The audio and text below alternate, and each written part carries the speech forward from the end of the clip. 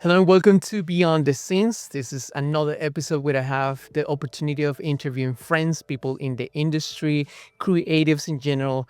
But we talk beyond what we do on set and in our work. We explore the nuances of life, work-life balance, and I have the privilege of counting with the presence of Naomi B and Taylor Duc Cao, right? Yeah. Thank you for being here, guys. Yeah, thank you for Appreciate having it. us.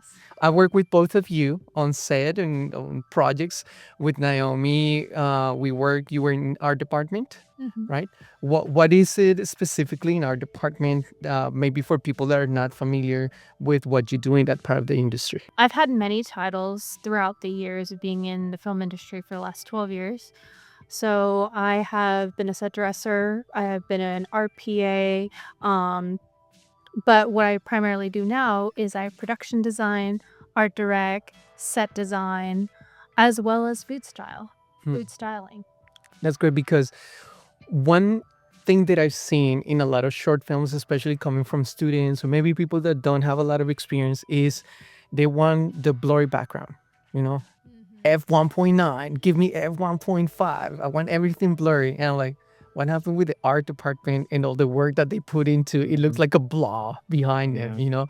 And when you see really good movies, you don't only see close ups with everything blurry, you see wide shots where they incorporate everything that is behind it, you know, and you can really see the color palette and the choices of like even the smaller props and things like that. And the importance, you know, people pay a lot of attention to lighting, camera selection, lenses, all that composition, but you can make or break a movie or a project through their choices in the art department as well. Absolutely. Probably some of your favorite films or Tyler's favorite films probably has a lot more art department, set design, and props than we actually think of. That really tells the story, transitions between scenes, mood, dynamic, art department as a whole, set design and props really plays a vital role in really good storytelling. I remember one of my favorite movies, have many, but is Emily, Oh, yeah. the French film. Yeah. And yeah. watching the behind the scenes, I saw for the first time how they will go in post and change the color of particular props, just so that it goes behind, you know, in the color palette selection and how specific that could be of just the prop behind them, just changing it from red to blue, what it makes you feel. It's very interesting, very cool. Now with Taylor, we have worked on covering events and working on different types of projects. And the cool thing is that many people might think of the film fam, you know, the family of filmmakers and the filmmaking industry as a huge pool of talent and people and a huge, you know, industry, and it's hard to know each other, but you end up working very often with people in a regular basis, or like somebody that you work on in a particular project in a position, maybe you're working in another position with that person. And I think that goes to also say it is important to treat everybody with respect, because the person that might be working under your supervision or your guidance or your leadership on a department, you might be working under their leadership, their guidance somewhere else, because you know, you are also a producer as well. And Tyler, you are now directing films, and many times I feel like no matter what position you are, uh, letting who you truly are, you know, with your values and respecting people, will set you apart regardless of how talented you are in that specific skill, you know. And that's kind of like the first thing I want to talk about before we dive deep into our stories is, how do you see the importance of, even in a huge community like the film industry, what is the importance of building those connections in that community? Sometimes we talk about networking as like, oh, opportunities to meet more people so that I can enlarge my reach as a professional. But sometimes networking is also making friendships, a long lasting, you know, friendships that go beyond filmmaking industry. I've been working in the industry primarily in camera department for the past 7 to 5 years, or 5 to 7 years. And the importance that the film community has in terms of building friendships is very interesting. Me and Naomi actually met by watching or going to a screening for a film. So I think she reached out to me to come to an event with her to watch this documentary about Far East Deep South. Far East Deep South, or is it Far East? Yeah, Far, Far East Deep South. documentary. And it was a documentary about how far back Chinese roots are in America. It was sort of a story about how this first generation American sort of try to look back on where his grandfather came from. And in doing so, he found a lot about his own personal identity. And just being able to watch something like that with Naomi, we sort of kind of found this friendship between us where we both knew that we wanted to tell stories about our family history a bit. And it sort of took shape to where it is now. And Naomi, I believe that a lot of our work is honestly word of mouth, connections, and we put a lot of attention of like what kind of people we bring into our network. But it is also what kind of people we're bringing into our lives because we shared life with them. So what do you think about it is in the film industry that you can use as a point of connection just to build friendships and just to build relationships that last longer than just a piece of work? Well, after I do a project, I really gauge like who do I want to stay in connection with, because sometimes when you do a movie, a TV show, you form a film family for a moment between 1 month, 3 months, 6 months, and then the project is over. But there are some friendships within those projects, even with my commercials that I have like 3-4 days with. I form a lasting friendship with some people that we all want to create stories and we want to tell more than what we work on. Yes, some jobs that we work on in the industry are just jobs, and other times why I stay in the industry is the passion behind storytelling and why it's vital and important. In order for me to keep building that passion that I have for the industry is to work on projects that are meaningful. Like the project I'm working on here with Tyler and his story of his grandmother. He worked on my project of my grandmother and my story. My project was called I Love You, and it's still in festivals. It has had such a great success so far, accepted in 15 festivals from when I started submitting last year in November. And now I'm trying to guide Tyler in the process of how I did my short film, the success, the step-by-step process, but also there's a big learning curve. There are some people in the industry that likes to gatekeep information, but when I came in the industry 12 years ago, a lot of my mentors taught me, there's a lot of things that we'll learn eventually, but it's actually best to share the knowledge. And I love sharing my knowledge. I love sharing what I know and also bringing up my friends, bringing up their stories, and caring about their projects like the way Tyler cared about my project. I think that is very important. That's also how you recognize true friendship in the industry. At the same time, some people might think, oh, but why are you revealing the secrets? If you have a secret sauce or this type of connection, by doing that, you kind of cannibalizing on your own opportunity to get more jobs. I've seen where bringing people along the ride is an opportunity to experience filmmaking in a different way. I've seen where people not only bring a different perspective than mine, and I get, that there's a nurturing quality to that. But on the same time, sometimes you get in these conversations while you're working that are not related to work, conversations about a background or a family that are also becoming part of who we are in the long run. And part of those conversations are not necessarily related to filmmaking or lens selections or art department. They're related to our background in a story. I'm Colombian. I was born in Colombia and I came here to the States and basically like reinventing myself. And we talk about in the past, how we're coming from like different cultures and different stories. Why don't we share a little bit of like how our backgrounds are shaping who we are and shaping the type of stories that we tell? I'm gonna try to approach that with like a short story. Yep. So I know when I was working with Naomi with her short film of I Love You, there's things I learned about her and her family just through working on her personal project. She told me that she was half white, half Chinese, and how that sort of impacted the way that she grew up. She talks about family every now and then and the importance of food. And as I was working with her on her film, I kind of had these own questions for myself. I'm like, my grandmother's no longer around. I wonder what type of stories that she had, and things that I should have sort of learned from her before she passed away. And then while I was doing that, I kind of realized that there was a story there.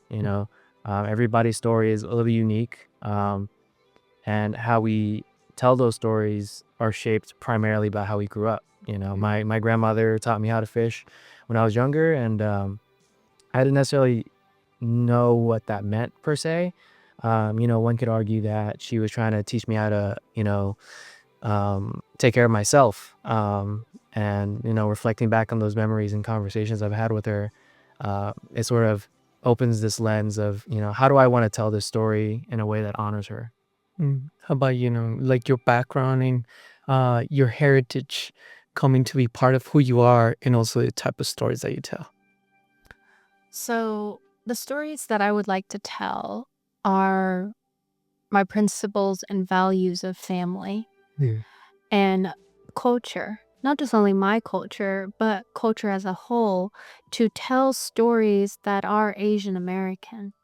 AAPI stories are very important, especially for like Tyler and I raised in America, but our family, our mom, dad's family are not American. They came over and they raised us and we're torn between two cultures. So these Asian American stories are vital. What I have learned in telling my own story from my project is I realized I've had a lot of trauma in my past. And to be able to write it out and to pay attention to the things you didn't pay attention to when you were younger because you didn't have the wisdom to gain from what your parents, your grandmother, your family was teaching you. And the value of culture is important because when your parents are gone, when your grandparents are gone, all you have left is the memories. And these memories that you would like to pass down to someone else and say, hey, value this time you have with them. Remember them for the best parts of themselves, whether it's food and laughing around the table, the sharing of what they are doing in the kitchen, cooking with ingredients that gives you a taste of home. And in Asian culture, around the table, food is so important as a whole. And for me, I love to capture these moments that everyone that I know of is talking about. But also, let's add on the fact that both Tyler's and I's stories is talking about a senior, an Asian senior that's trying to pass down the wisdom to their grandchild or trying to connect with them and you're trying to understand what is that like. My story is more based on mental health, but that's okay. Like, our story should connect to just anybody. Yes, it's an Asian American story, but it's also a connection of family, grandparents, love, understanding, and both of our stories also demonstrate patience. And as an adult, we do want to give back the honor to our family. Now, when we talk about diversity in the context of the film industry, there's always that fine line that says, like, oh, diversity is just another check mark, another box, for the sake, diversity for the sake of, for example, getting grants, getting incentives, getting into a particular market. Uh, but I feel like when we're talking about diversity in this context with what the projects you're doing is more like we need diversity and representation because there's stories worth telling. regardless of what is the incentive, what I can get out. I can finance my own story. I don't need that money out of the diversity quota. I just want more stories with people that look like me or people that I can relate to. Even though, in the general terms, we can relate to the concept of family, there's something specific about the families, Chinese families or Vietnamese families.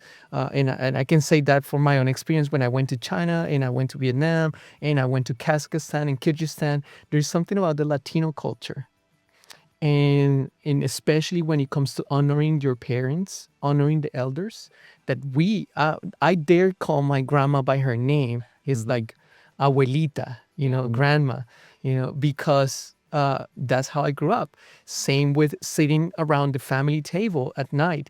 You were not supposed to bring your cell phone or any kind of distraction. I remember my grandma serving the best part of the meal for my dad. If we had beef that day, beef would be for my dad, and then whatever else, it would be for the rest of the family. So that was that honor within the family. When I came to the States, it was shocking to me sometimes, like how my values as family were not the same. So when I'm reflecting on diversity, when I'm reflecting on representation, I think it goes beyond just checking a box. And I don't know, in your own experience and in your own words, how do you see and how you believe diversity and representation is important in our industry, in what we say with our art?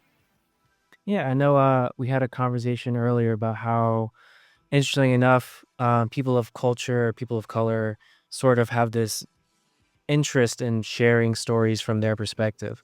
Yeah. And we were sort of curious of why that is the case. Um, when I think about it now, I think Americans, especially if they come from like, a white background, they've already had the experience of seeing a story from their perspective. A lot of the films that are in Hollywood, especially if it has a character of Asian descent, is usually whitewashed to some sort of degree. Even like if it's like a adaptation from like a Japanese film, there's always like a lead from somebody who isn't Japanese. And I think working in the film industry for the past 5 to 7 years, it sort of made me realize that the people that work on this film have this deep hunger of showing things and sharing things from their own stories. And I think that's why I am the way that I am. I am deeply passionate about sharing these stories, not in the term of like diversity and like, equity, but in the perspective of like, I want to share these stories because they mean something to me. Mhm. Have you ever felt like, oh, they just hired me because I'm Asian, basically? Oh, yes. I have been hired many times because I fit the other. The other. I've been Women, hired. Asian. Yeah, women, Asian, I am a woman of color. Although, my last name is my father's last name, I was raised solely by my mother. Okay. And so that, for me, makes me feel like I'm more connected to the culture she's trying to give me and teach me, which is the Chinese culture, mixed in with American culture, which was very hard for me to understand because she's teaching me things at home, feeding me foods that's very different from my friends' households. And the language as well. She solely at home was speaking Chinese to me, and then when I go to school, I only speak, English. I actually started to speak English at the age of 6, Well, like, 5 or 6 when I was at school, but most of the time I spoke Chinese, and, you know, I was heavily shamed.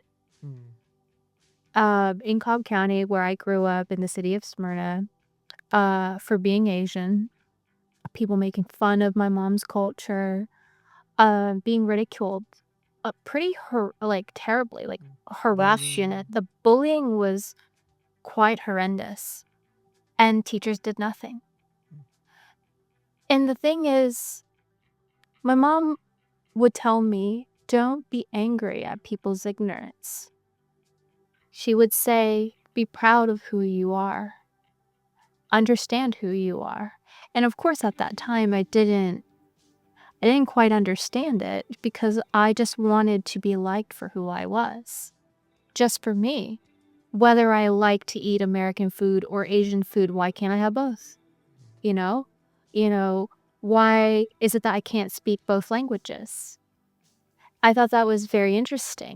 Being proud of who I was tricky because I just wanted to blend in and be with peers.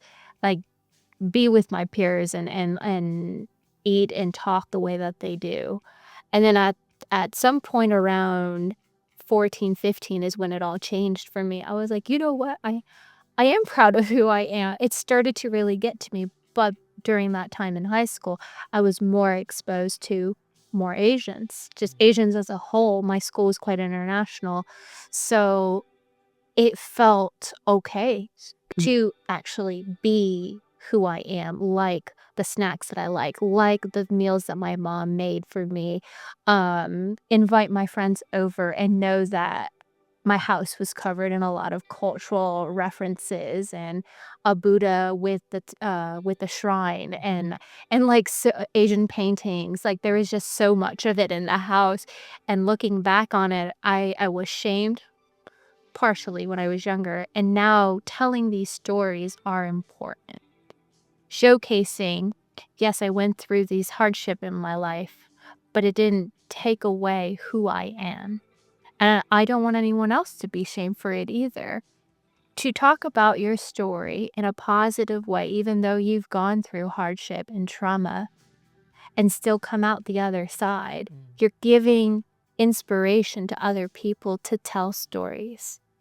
And to tell stories of all sorts of stories. My story is going to be different from someone else's story, but it's an encouragement and saying, more of these stories need to be told because there's not enough of them out there. In the fact that representation doesn't mean put an Asian or Latino actor on it, is also what type of story are you putting them in context? Because you could put a lot of Latinos, but they're the maid, the construction guy, the driver, that kind of still just checking, yeah, stereotypes. The doctor that's Asian, or the lady with the nail salon or whatnot. But do you think we're progressing and passing beyond that to where we're starting to see leading roles, stories that are not shaped just to feed something, but actually created around? And comes to me movies like Farewell or Rich Asians, or some stories that are unique in the last, but I think there's still room to improve. Oh, I don't know if you guys have seen anything coming out that you say, hey, there's hope for beyond what you guys are creating on your own. Yeah, and I definitely believe that Hollywood now is trying to take extra steps to seeing more interesting voices being told.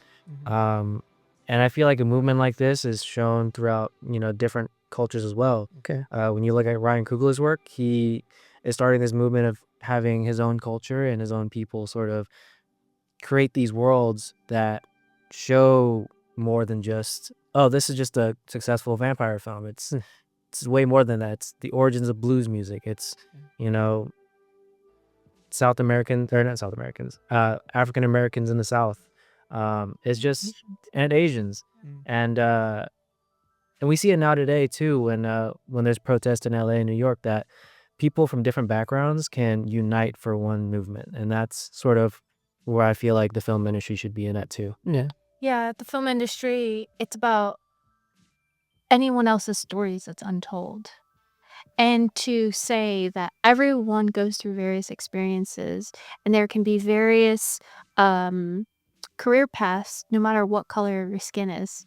You can show people outside of the stereotype because in the real world, that's what you're going to see. You're going to see grandparents raising their kids. You're going to see a father raising kids or just mom raising kids. You're going to see all sorts of stories, successful restaurant owners to successful doctors, or maybe just like, you're going to put different people in different roles, mix it up because that's what the world is. Right. I think we're moving in the right path. Sure, there's always room to grow, but it's a slow progression. In the last 2 years, I go out of my way to support and watch a lot of diverse films, a lot of diverse backgrounds in TV shows and even animation. It's very impressive to see what's out there on all streaming platforms and just be like, wow, I kind of wish some of this was part of my childhood. Because when I was a kid, I didn't see anyone like me. And now it is very different for some of the kids out there seeing more people that look like them. Mm-hmm. Now, we talked about how we can identify with values, heritage, even, customs that we bring from our culture. But you touch on something very interesting, and is food. Because probably the closest thing we can identify with other cultures is when we go to a restaurant and experience their food just out of curiosity, or like everybody's talking about it. I'm coming from Miami, where everybody talks about how diverse Miami is. Yeah, but Miami is diverse in the Latino culture. You have Cubans and Colombians and Venezuelans and Argentinians and Peruvians, and that's a great melting pot.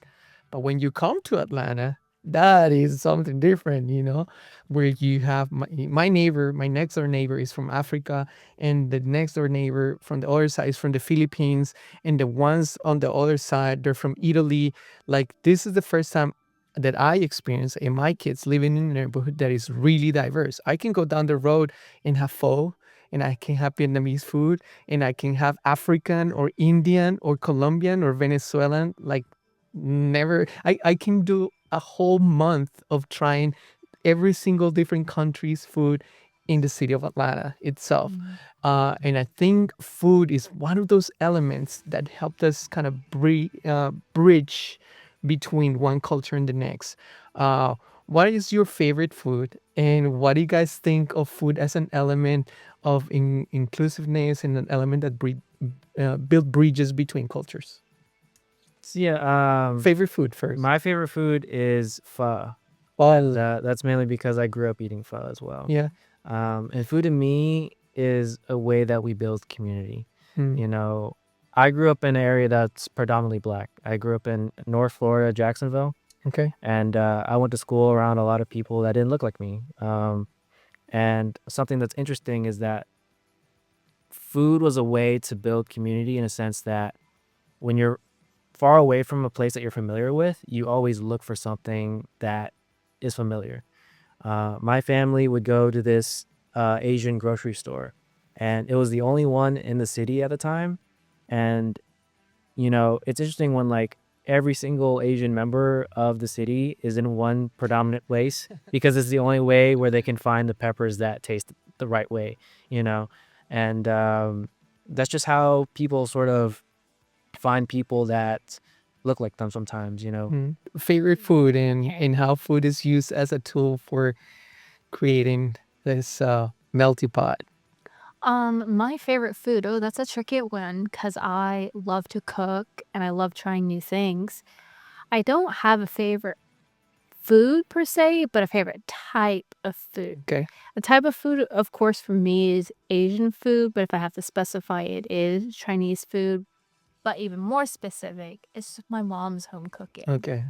My mom's Is it home more? cooking. Is it more from the south or from the north, from the central north of China? Because Yes. the Canton area, it's completely different for the Mandarin. Yes, that's true. So my grandmother came from the more Canton region. She was right outside that village. So it's Southern Chinese food. But home cooked Southern Chinese food is very different from what you would get in the restaurant.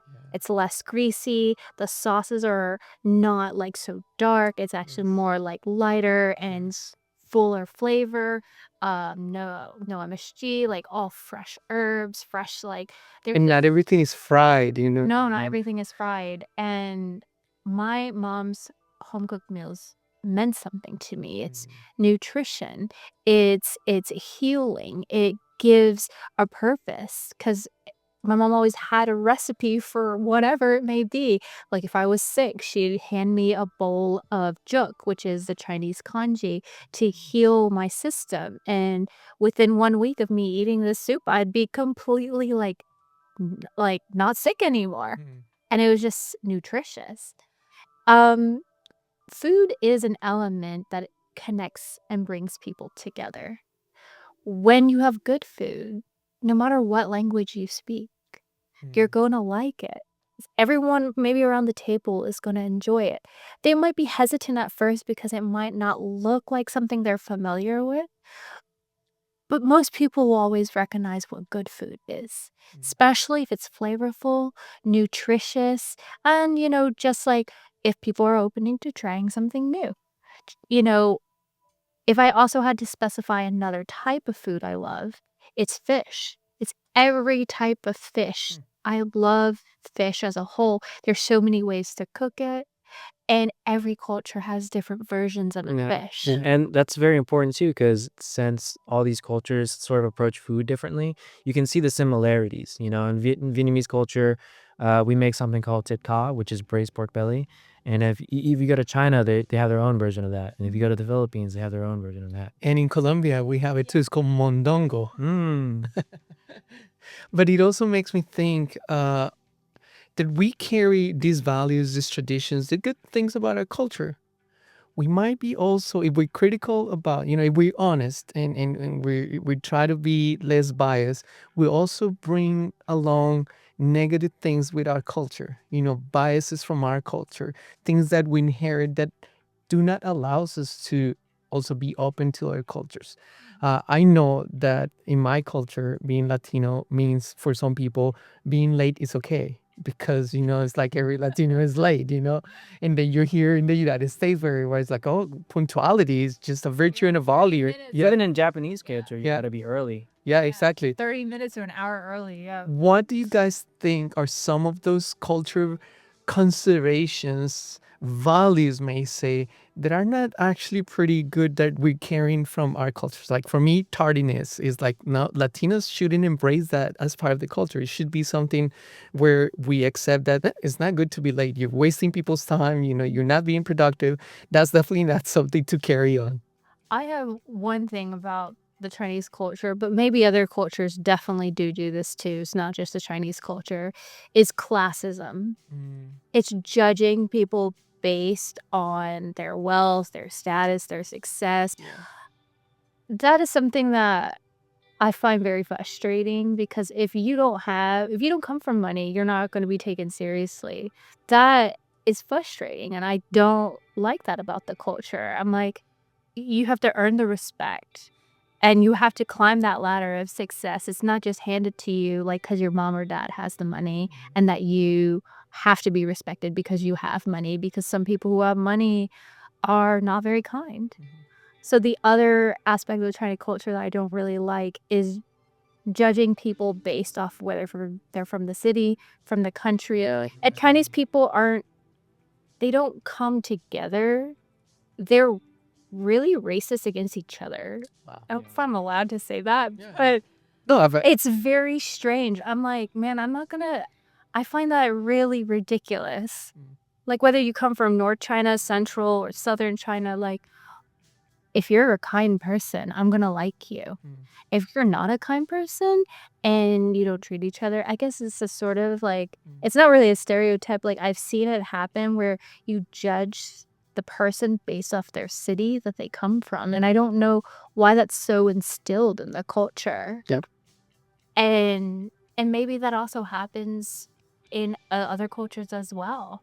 It could be that, we talk about the empires, and the royalty in the Chinese culture. Yes. And that could trickle down to like, the feudalism type of stuff. Because honestly, when I came to the States, I met some of the richest people and they were just like driving a regular car, some of the richest people that I met. And I'm telling you, extremely rich, extremely wealthy. And that's part of like working in this industry. You're exposed to some interesting characters and people, but they're not boasting. They don't show off, While I met other people that pretend to be rich, and in reality, and sometimes they end up being some Latinos and some people in my culture, especially in Miami. Miami is a very pretentious type of city where even if you have the Maserati, it's not it's the bank's, but you are pretending like it is.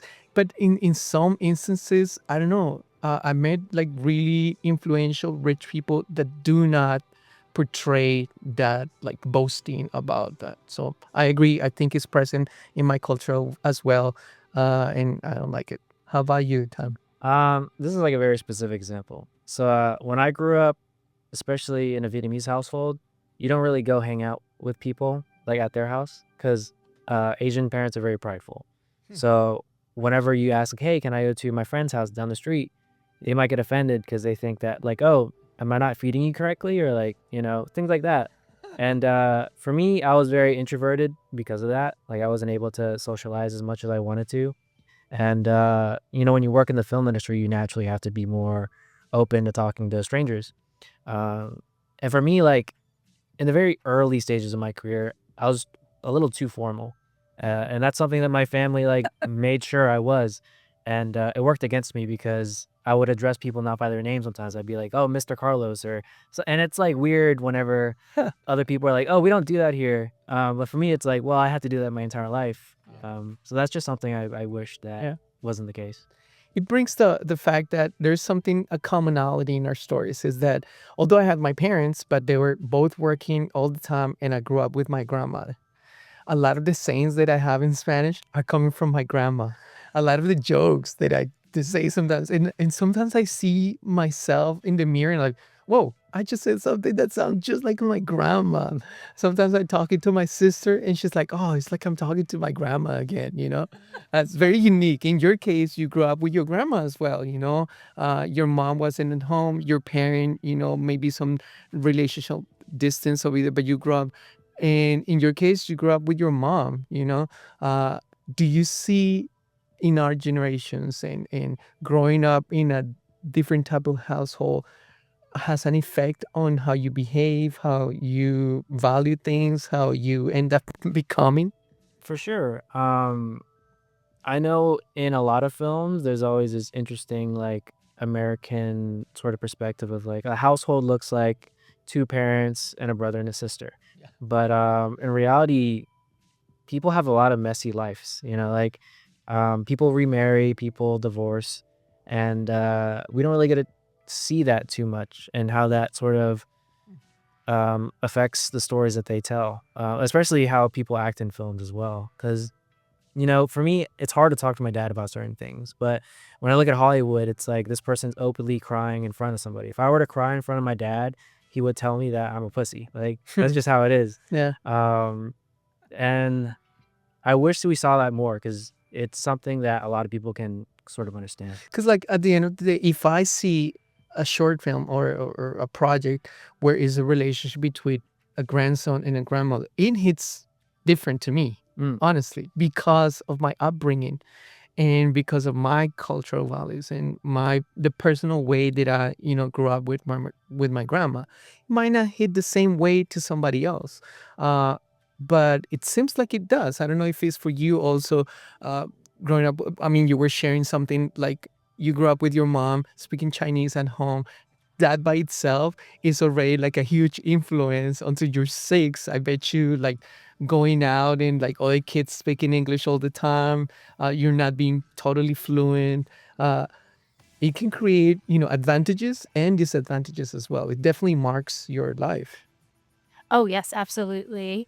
There's so many different aspects about my culture, my mom's, like, how she chose to raise me, and I always questioned why did she do what she did.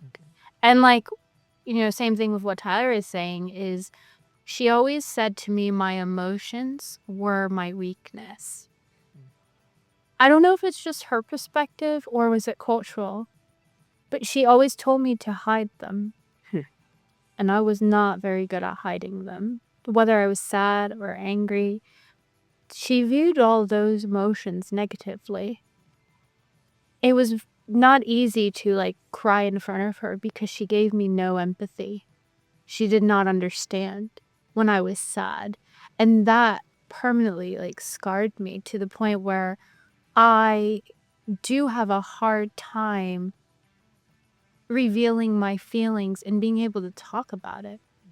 And, now being in therapy, which I didn't even know I needed a therapist. I was Chinese, but I needed a therapist that focused on identity crisis. Wow. and talking about all the things I went through, and specifically talking about why is it that my mom's so afraid of these quote unquote negative emotions, sadness, anger, and everything in between. And why is it that I can only show happiness and that's the only side I'm allowed to show anyone? The image is everything in front of people. And we're in today's world where emotion is acceptable, other emotions. And for me, I did lose a lot of friends being open about my various feelings. I did lose a lot of friends for being too emotional. I had a previous roommate tell me that I was too emotional, and she said she didn't want to be my friend anymore. And I started crying. And and she's like, "See, this is why I don't want to be friends with you." And I was like, it's absolutely normal for me to cry if you just told me you didn't want to be my friend. And and I had to accept that. I had to accept it because, I had to respect how she felt. And and that's just one story. It's not even the full story. I definitely know that, but going back to my mother and how she chose to execute certain aspects. I don't want to hide those feelings, and I want to put the feelings into film. I want to put the things I value into film and saying, whatever trauma you go through, write about it, talk about it, share it with your friends, create a project that's meaningful, and let whatever you're feeling go. Because I don't think I was allowed to talk about it for so much of my life. And there's so many stories that I wasn't even allowed to talk about. I didn't have anywhere to turn to. I was afraid to share it with my friends. I couldn't go to my mother. If I tried to open it to whoever I was dating, it might come off too much. I was said I was too much most of my life by so many people. And I took that and I remember how it made me feel. It made me feel very small. And I don't like that feeling. And I want to be like, you know what? Projects, short films, and writing out all these things, building these characters, taking all the different parts of my life that I felt so small, that I felt like I didn't have a voice, that I felt like I had no control. But I wanted to learn from all of those experiences and I want to share it with people. I want to build connection. And I think connecting with others and trying to understand yourself and know that other people go through it too. And that's across the board. So another thing that I'm pretty sure we can all identify with, although we're from different ages, is that we were told you can be anything you want, you know? For the most part, it's like if you set yourself to it, the sky's the limit. You want to be a filmmaker? Go ahead.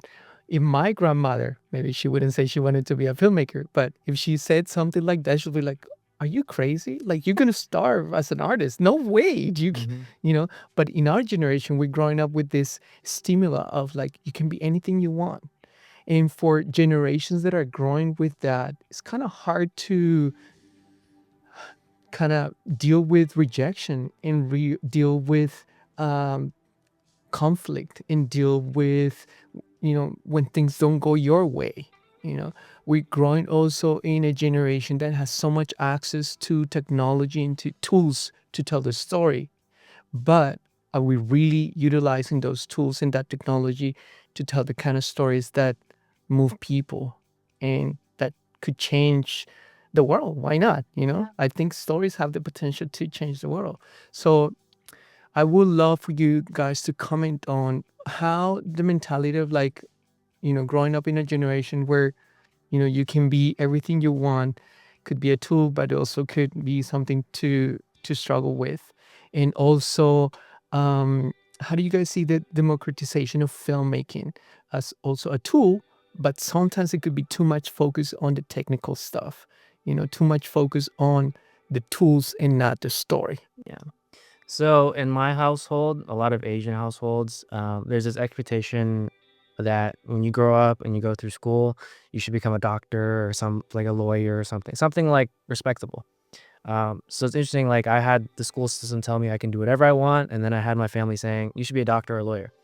And for me, like that was confusing at times. I knew for sure that I didn't want to do that, but I didn't know what I wanted to make for myself in the future. Um, I actually didn't know I wanted to do film until I was in the middle of applying for college. Education was very important in my household. I am actually the first generation of my family to graduate high school and to also attend college. And that put a lot of weight on me. I have all these expectations where I should strive for something that pays well. Money is a huge factor in that. But I ended up doing film. And at first, my family didn't really understand that. I still don't think they understand this. But I think as I navigate through this path, I have to make sure that I carry myself in a way that, is respectable. And I know we talk about how this sort of mentality affects people. Apparently nowadays, kids are becoming very intelligent, Okay. and with that intelligence, they attend schools that are very reputable and expensive. The NVIDIA CEO actually made a comment about this. He said that the newer generation, even though they're very intelligent, they have all these expectations and they don't really know how to navigate, facing the answer no. Basically, he said that they lacked resilience. And for me, as an immigrant in the industry, there's really not a lot of other options for us. This is like our one and done. Like we have to make it in this industry because we don't have any other options outside of that. And for me, that sort of made me realize that I have to persevere. My family, when they moved here, I'm sure they didn't have many options, and they're still here and they're still kicking. And for me, I have to make sure that that sort of mentality is carried throughout my career as well. That's interesting. Made me think that sometimes having lots of options is not necessarily the best way to approach things. Sometimes you can get confused in like the amount of information and options you can have.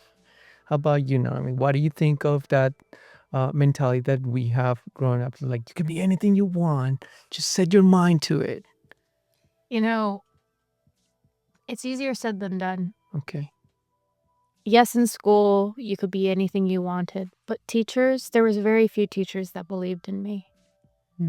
I had a lot of teachers that didn't understand me as a person. And sometimes it's very hard for teachers to focus on one person that needs a little bit more guidance and help, like myself, versus the whole class. Looking back on my childhood, I didn't know what I wanted to be. I just knew I really liked art.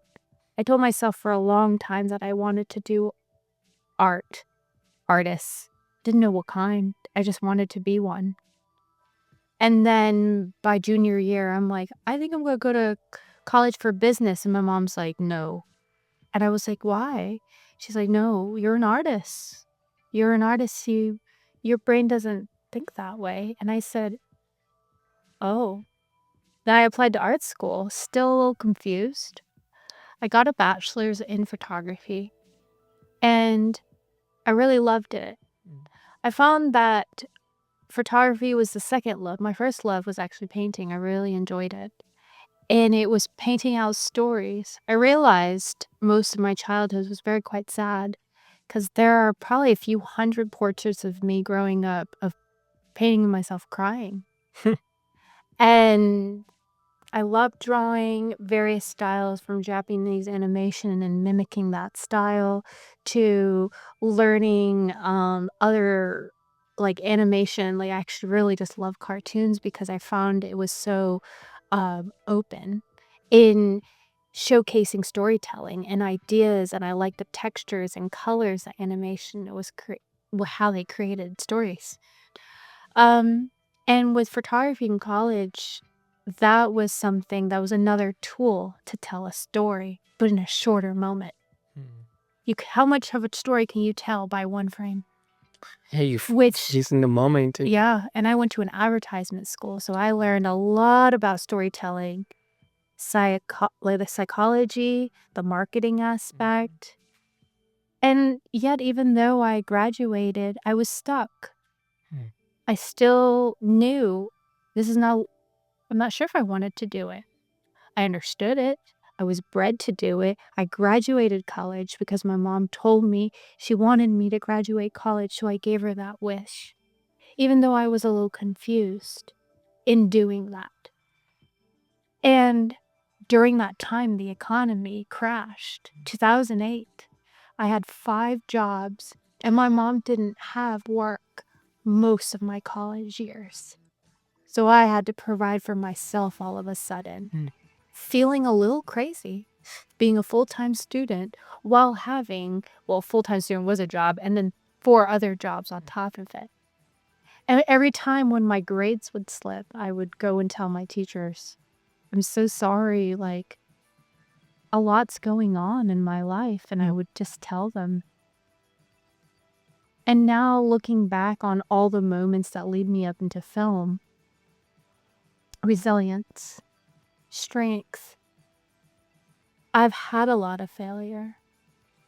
And so I feel like nothing can stop me now because nothing was more painful than the college years I had, trying to figure out what I wanted and trying to just make ends meet for myself. Trying to, I applied for food stamps to give to my mom.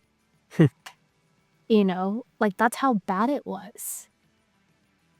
For me, I don't tell many people that because I realized it's just a part of my past and I made it through. And now looking at kids that don't know what it's like to work hard, that's true because they probably didn't have to suffer. But I assure you, there are probably some kids in this world that don't have the technology that will struggle and they will survive because of the resilience. Because I think that struggling and learning on your own, because my mom literally had to tell me, I can't teach you anymore because I'm trying to get there too. You're an adult, because she told me in America, when you're 18, you're an adult. And I was just like, what? Why are you throwing I was like, do I move out? She's like, no, you can stay. And I'm like, because I have nowhere to go.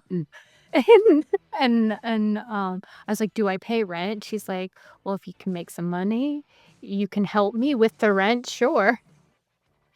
It was hard. Yeah. So now being in filmmaking and trying to realize that my background was just like struggle after struggle after struggle over and over again, opportunities closed so much around me that I don't feel too much now when the doors close. Like I'm like, oh, that wasn't for me. Okay. And I think that's okay.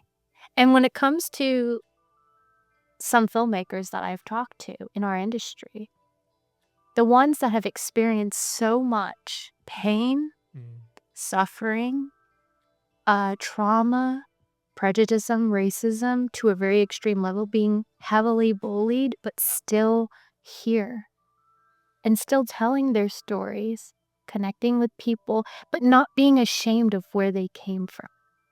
I mean, don't be ashamed of where you came from. It's okay. We all came from somewhere. And it's okay to tell the stories that you want to see that's out there and to teach other people that failure is okay. Because my mom was trying to teach me that when I was younger, and I did not get it. Did not get it. I was like, what do you mean? And I would always ask her all these questions like, why? Like I would ask her when I was younger, why do people make fun of your accent? I don't understand. I don't understand. And she's like, well, people don't speak the way that I speak, and I don't speak English. It's not my first language. But I actually was like, I don't understand why people don't like us. I could not grasp it. And she's like, well, some people just don't. And those were many questions that I would keep asking for the rest of my life. That first question started when I was like 7. Wow. And I understood where I stood in society. I also understood I forever will be in the in-between of having 2 cultures.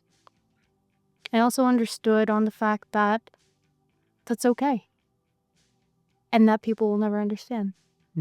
and that I will find my place in society and find my tribe of people, which is filmmakers. Yeah. That all struggle together, that will all have a story to tell. That's amazing. Thank you for sharing. Now, I know that you have worked on Naomi's film, right? And now you're helping Tyler to tell his own story, right?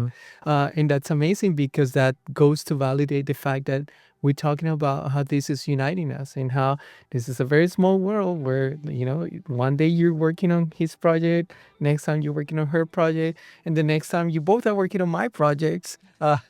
And here in my studio, and I would love to talk about the genesis of this story and the genesis of this film that you guys are doing together.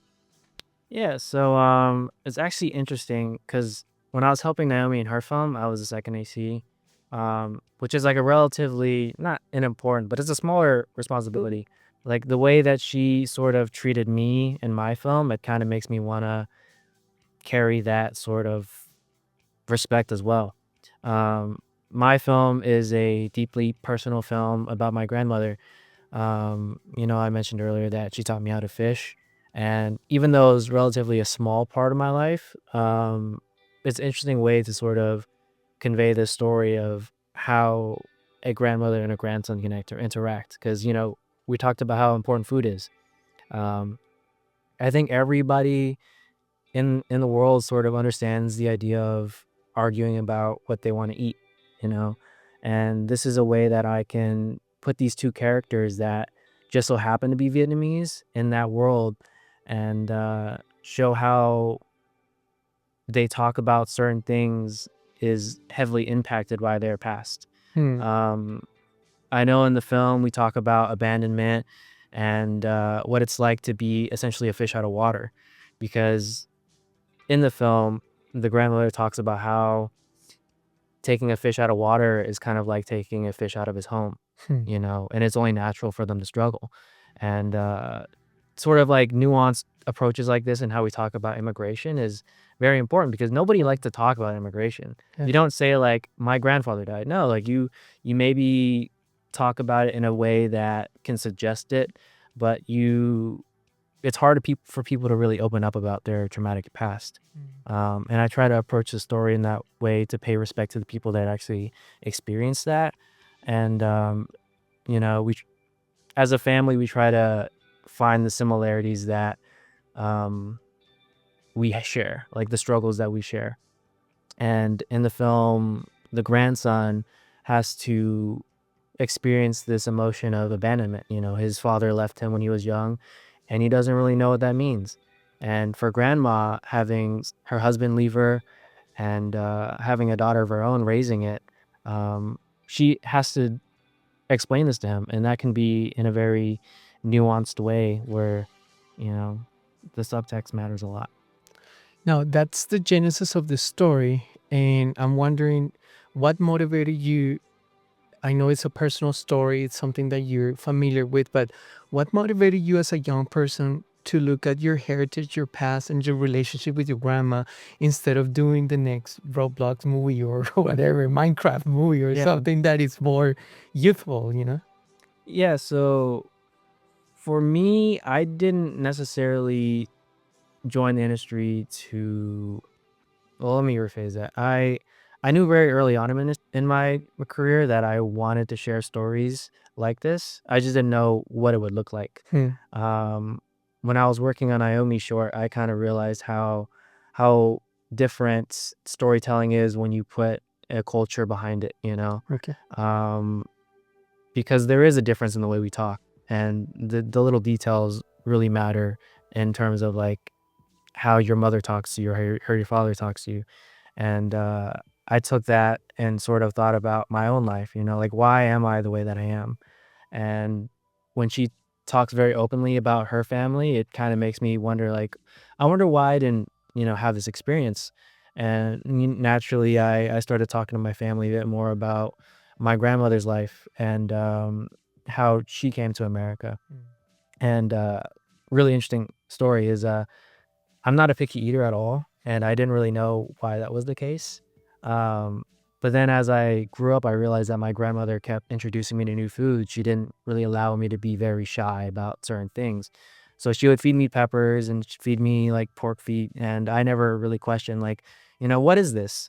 And that allowed me to be very open minded when it comes to food. I have friends and family members that are picky. And for me, that's just the way that people are afraid of approaching another culture. And I'm very glad that I'm able to be open-minded about that. Hmm. Now, we're all familiar with platforms like Netflix, HBO, Paramount Plus, all these new platforms that stream films. I'm not very familiar with platforms that necessarily focus on short films. So, what's the point of making a short film if it's not necessarily going to have the eyeballs and the distribution? Where do short films go to live? You'd be surprised, actually. There's a lot of platforms that support short films. Disney is opening up more shorts. We have Netflix fully opening up shorts. There's a lot of competitions that some companies will buy it. But when I look at short films of why, we make them, Hmm. um, from my experience is I have production designed 42 short films in my career.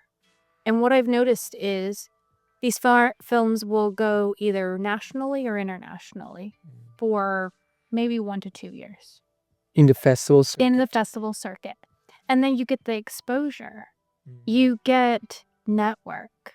You get people wanting to discuss the topics you've talked about. It's also a stepping stone into longer format for the next project that you make. Or maybe it's also a stepping stone into someone else wanting to work with you. There's a lot of reasons why someone would choose to do short films. Whatever the reason is, it's just for me, just another tool to use to keep your passion going, write about the things you want to talk about, do the things that give you a little closer to success in your career. In that sense, a short film could be almost like a virtual, business card, kind of, Yeah. and also kind of like a proof of concept of what you're capable of. And sometimes you don't have a lot of resources to work on a short film, and if the short film is successful and it looks very good, it's like imagine what you can do with a bigger budget, with a bigger team, Oh, right? absolutely. I imagine short films, if you compare it to like a book or something, it's like a poem. It's short and sweet. You can read it and sort of get a good visual image of what that story is. And it's also giving potential. Yeah. For Tyler and I, we are nobodies in our career yet. Like nobody knows who we are. But if someone really likes our project or got a chance to see it in a festival, just for a moment we're someone that gets to talk to someone we probably would have never gotten a chance to meet. And we get that exposure of saying, oh yeah, this is something I care about and this is what I want to keep doing. Mhm. We talk about a lot about our family history, the importance of representation, and the importance of opening up so that other cultures, just like with food, experience the richness and the stories that we tell. I'm pretty sure a lot of the people in the audience will identify with that, and at the same time say like, but I'm not Asian or Hispanic. Like, how can I be part of this movement that wants to tell different stories? And what I think is, there are many ways to partner. There are many ways to tap into enabling people like us to tell our own stories. What do you guys think are some of the ways that people in the audience, whether they Asians or Latinos or not, could say, "Hey, I want to partner with this. I want these stories to be born and reach out a wider audience." And there's never a perfect time or place to really begin that.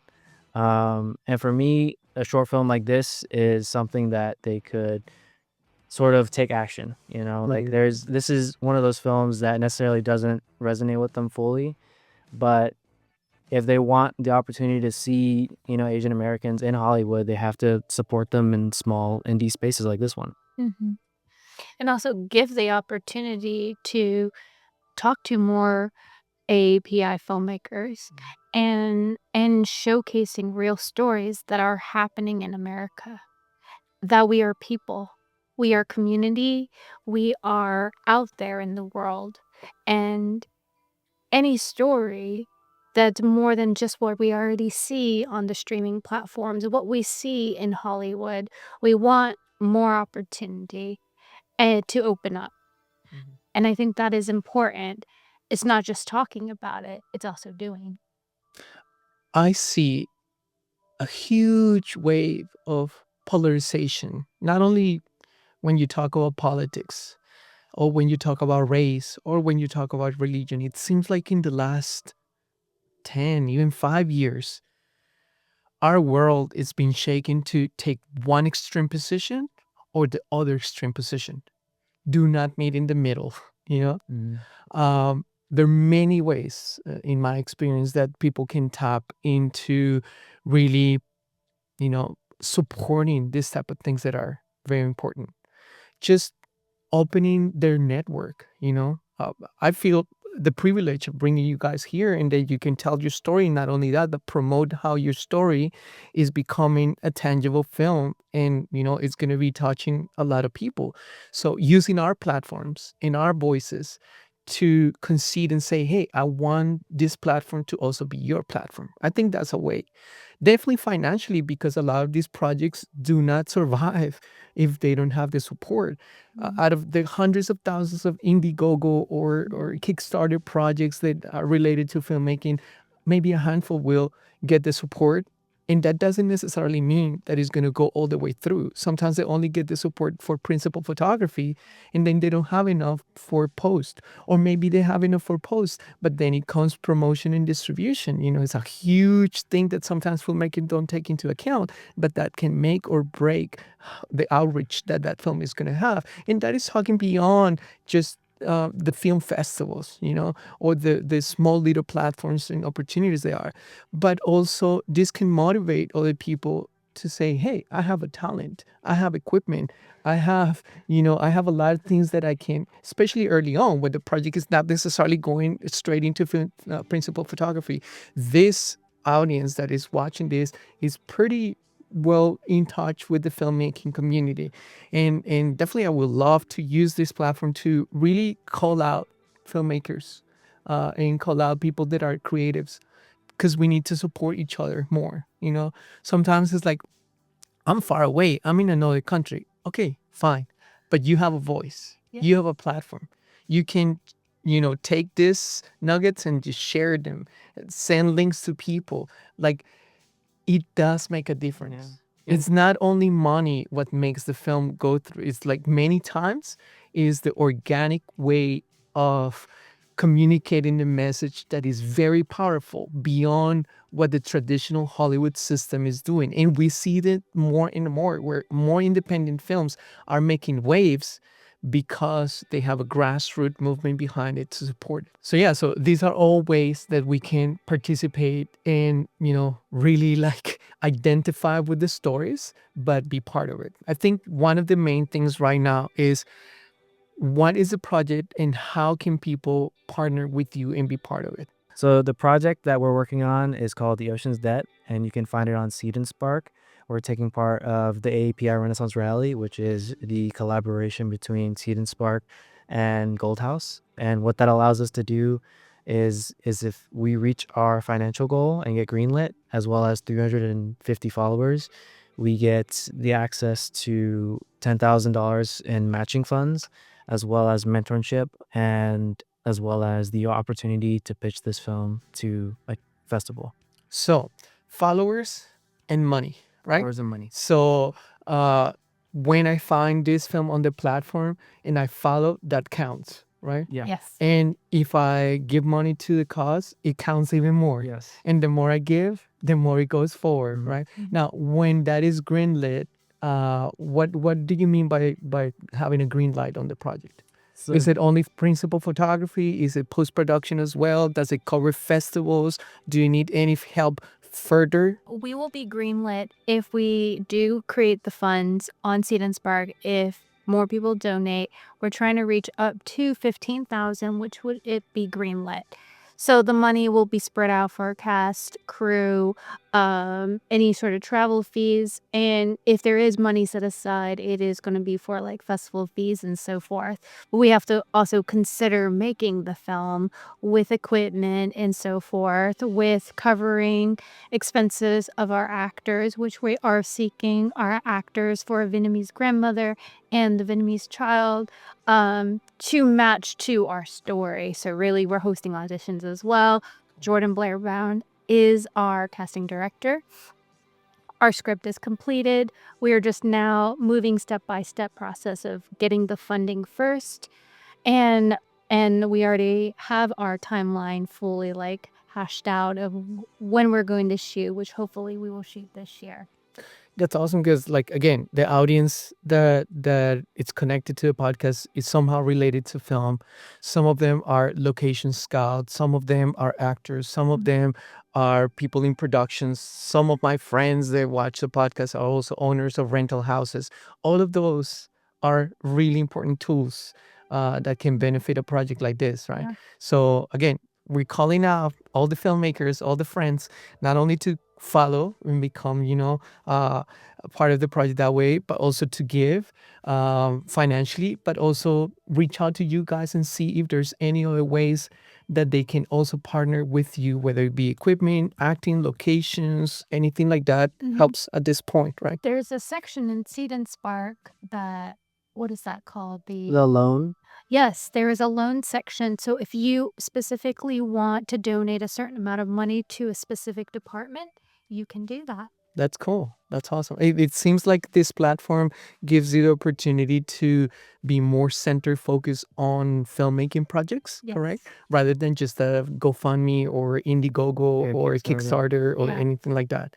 Now, when you guys accomplish the goal, not if, but when you guys accomplish the goal, what will be the next step? Would it be only festivals? Are you guys planning on offering any perks or incentive for the people that are giving? I know some platforms allow you to have copies of the film or tickets to the screenings, or what are some of the things that people can expect once the project is completed? So yeah, on the campaign, there is a list of incentives. I don't know off the top of my head, but I do know that based on how much you donate, it changes how much you get. Um, I know after we film, we do plan on fleshing out the timeline of what that looks like. I know if we were to become finalists in the AAPI Renaissance Rally, we actually do get a lot of waivers for festival applications. Cool. So that's a huge way that we can save money and sort of make sure that all the resources we get the most out of. Now, I have an idea because a great incentive will be a huge screening with a lot of Vietnamese food. Oh, yeah, that would be great. A huge party for everybody that became part of it and just experienced that. It's pretty awesome.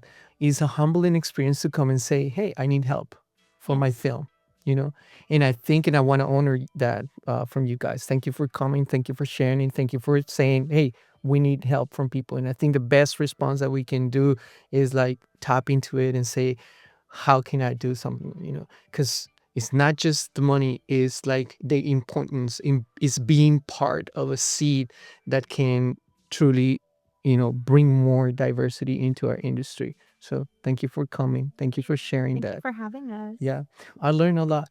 Honestly, in a lot of these conversations, I feel like I'm conducting the interview. I'm just another passenger in this journey of learning about life and learning about culture and learning how we're all in this together.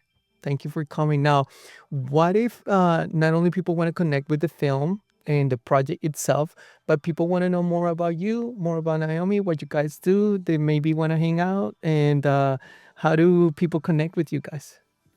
Okay. So you can find me on Instagram or Facebook. I also have Blue Sky, so it would be my name at Naomi Bowie Smith, like David Bowie. Naomi Bowie Smith. You can reach out to me and you can ask me any questions about set design, production design, food styling, props, as well as like my personal project, which my personal project's also called I Love You Short Film.